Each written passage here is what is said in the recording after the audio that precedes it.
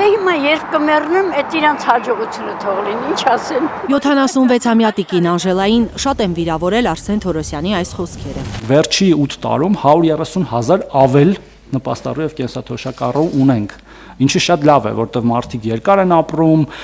մարդիկ ավելի առողջ են մնում, բայց դա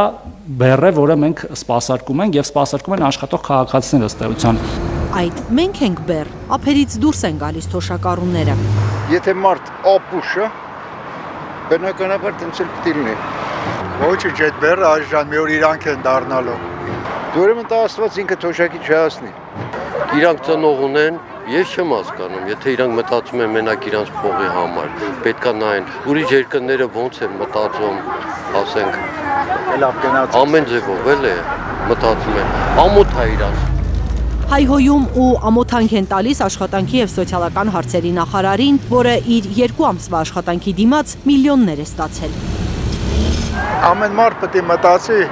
ինքը երիտասարդ չի մնալու։ Աստված չանի, որովհետեւ մեկը երիտասարդ թոսաղել մեծանան։ Իրան գիտես տենց երջանիկ այդ միլիոններ են ստանալու վայլեն, հա։ Մի հատ քնելուց մտածեն էլ, այդ ոնց են իրանք այդ սրբության խաչը կրում։ Ամոթ է էլի, չեմ ուզում վատ բաներ ասեմ, բայց թու իրանց։ Մինչ այս մարդիկ փորձում են Մարսել Թորոսյանի ասածը, մեկ այլ նախարար է բենզին լցնում կրակին։ Մեր երկրում հարկ վճարողն է միայն պետության տերը, հարկ չվճարողները զրկված են ձայնի իրավունքից։ Սա էկոնոմիկայի նախարարի միտքն է։ Եթե մարդը հարկ չի վճարում, դա առաջի քայլն է, որ իրենց զրկում ես խոսելու եւ ձայնի իրավունքից։ Թոշակառուների մեծ մասն էլ հարկ չի վճարում։ Ուրեմն ինչ է առաջարկում Պապոյանը, որ սպասվող խորհրդարանական ընտրություններին արգելվի չաշխատող թոշակառուների մուտքը ընտրատեղամասեր։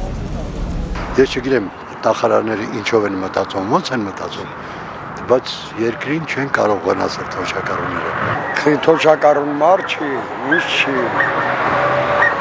Զատի թոշակառուն է մարդ, էլի 1000 տարի աշխատում ենք, մինչև օրս էլ աշխատում են։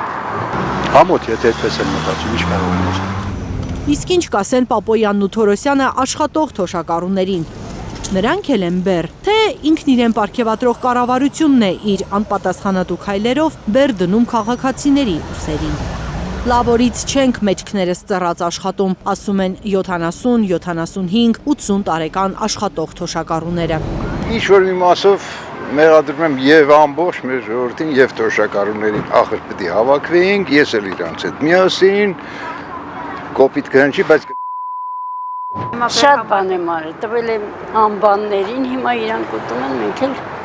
քարշ ենք գալիս մի կերպ։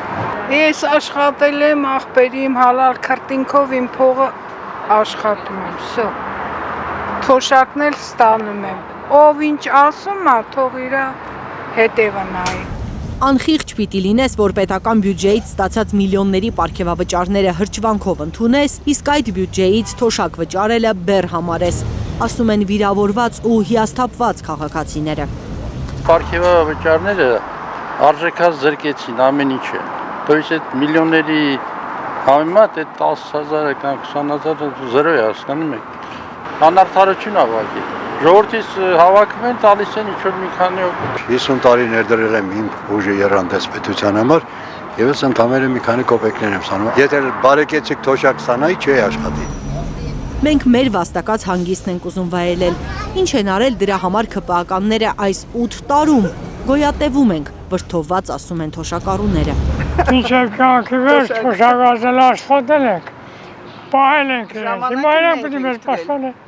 Բայց այդ թոշակառուները պահել են չես երկիրը, որ տվել են աշխատողներին, հիմա իրանք առողջ աշխատում են, ապրում են, ոնց որ պետք նա։ Դա մի տարիք է, որ սոցիալապես պետք է ապահովված լինի, ամբողջ կյանքում նա աշխատել եւ վաստակել է այդ իրավունքը։ Նախարարների անպատասխանատու հայտարարություններից տեղները չեն գտնում նաև հարկատուները։ Դեմ չեն հարկ վճարելուն, պայմանով, որ այդ գումարը տաքուկ կաբինետներում նստած չինովնիկների գրպանները չմտնի։ Բոլորովին դեմ չեմ։ Եթե հարկ ենք վճարում, ուրեմն թոշակառուներին բարձրացնեն, թեկուզ 15-20 հազարով։ Լիլիթ Խալաթյան, Աննա Գյուլնազարյան, Հենրիկ Համազասպյան, Նորայր Շարբաթյան, Էլեն Յահինյան, Հայլուր։ Հայաստանում ու աշխարհում տեղի ունեցող իրադարձությունների մասին առաջինն իմանալու համար բաժանորդագրվեք մեր ալիքին, սեղմեք զանգակը, որ բաց չթողնեք ամենահրատապը, կարևորն ու հետաքրքիրը։